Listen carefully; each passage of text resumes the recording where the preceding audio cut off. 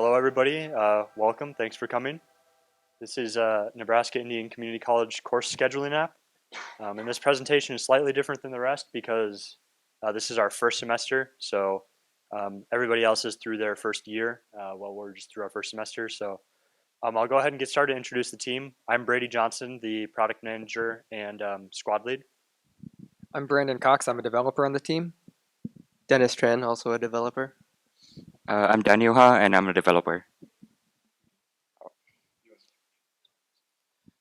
Yeah, and for our agenda for the presentation today, first we will talk about our sponsor, Nebraska Indian Community College, and we will talk about their requirements for the project. And next we have a brief about the NICC's current system and their proposed system for the project. And finally, we have the architecture for the project and our connectivity for Empower. First about Nebraska Indian Indian Community College. It's a tribal college established in 1973. They currently have 3 campus locations in Northeast Nebraska, and their mission is to provide quality higher education and lifelong educational opportunities for Omaha and Santee Dakota and all learners. All right, so a bit about the requirements. We want an app that can automatically populate course offerings based on the current 2-year course rotation. So NICC has a current system where they have 2 years and a summer, and it's kind of like fall, spring, and you'll see in the course scheduler that we have to take that into account. We front load our courses tied to faculty who are qualified to teach it, and then we use scheduling preferences to find out faculty availability throughout the week and schedule accordingly. And then we send the generated course to Empower, which is NIC's current system. So the current system right now is they have their 2-year course rotation in a spreadsheet. It's a big, long Excel sheet that it's really cumbersome to use, and they have to do it manually. So whenever they make changes on the courses, or when, just in general, their course information needs to be updated, they have to go through the spreadsheet, find the course and manually update it in the cell. And then classrooms, professors, times, and for scheduling, they all need to be selected manually, and you have to verify that there's no overlap. And so it takes time when you're writing it out yourself, and they have to do it every semester. So Yeah, so once the schedule is finalized with all the information for their 2-year course rotation, they have to store that information on paper, so it's just in Excel spreadsheets and PDFs. The paper schedule then needs to be entered into the Empower system manually. And then after that, if they have to make any changes to the schedule, those are also made manually in Empower. So our proposed system is to get everything in one central location and to also automate the process. We automate the process by creating the schedules based on the 2-year course rotation. NICC faculty can upload the Excel spreadsheet, we'll parse it, and then generate a schedule based on that. Once we have everything set up there, the system is connected with Empower. There's no need to manually copy information. Everything can be edited just in our system. And we also ensure that there's no overlap in times and professors when generating the schedule. It's all generated automatically. They don't have to manually worry about generating schedules and times and all that.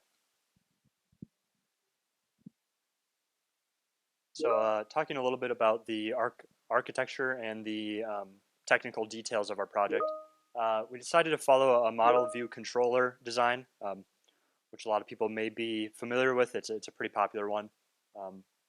So we handle all that separately.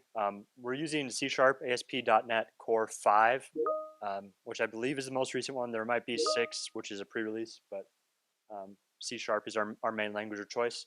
Along with that, the front end is HTML, CSS, and a little bit of JavaScript. And currently, NICC has a Oracle 11G database.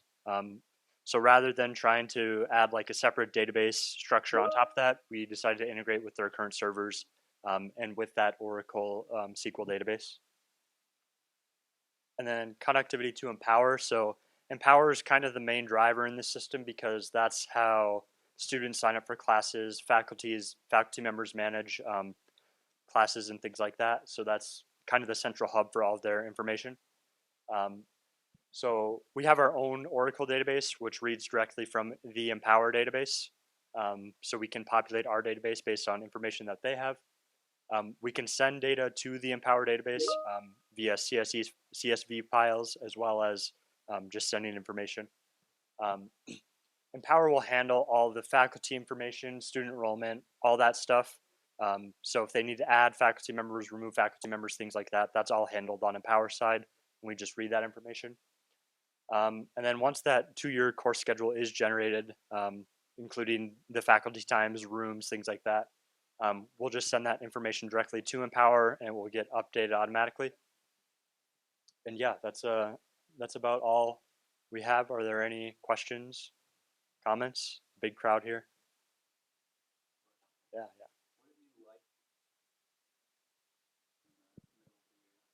Yeah, so starting the project. Oh, yeah. So the question was, what do we like or dislike about starting the project in the middle of the year rather than starting when all the other senior design teams start? And really, it's been interesting because we've kind of been on a different track than everybody else. While others are worrying about wrapping up their project and things like that, we're worried about user testing and kind of the middle waypoints of the project. So we have this big, almost 4-month-long break where we'll have to come back in August and start our project again, where normal teams would have maybe a 3 or 4 week break. So that's kind of an interesting little thing. Does anybody? Yeah, I'll add about that 4-month break we have. We kind of see it as a good way for the faculty, our sponsors, to be able to test the product because they have 4 months to be able to use the product, try and find any defects, and also see if there's any features requirements that they didn't think of that they might want in the future. So then when we come back in the fall for our next release, we can get right into it, use their feedback, and then just start working on all the features that they want. It'll be interesting now because while we're behind on this semester, once we start next semester, we'll be 3 releases ahead. Or yeah, so it'll be kind of like an interesting flip flop, and we'll see how that goes.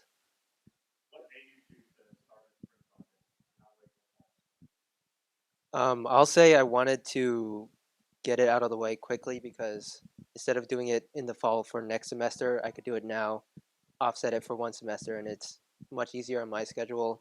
Come graduation time, it's just less to worry about, I guess. Yeah, so just to repeat the question for everybody, the question was, what made us start the early springtime start rather than a normal fall start? For me, it was, like Dennis said, getting ahead of the project, being on top of it. It's also a pretty unique opportunity to have this 4-month testing window. It's kind of, I think, an advantage for us in terms of the sponsor is really going to be able to go through the nitty gritty of the app rather than testing over their winter break, which a lot of people end up being busy for, and they might only get to test the app for 1 day, maybe a few days. So I think it will provide really valuable feedback for the app.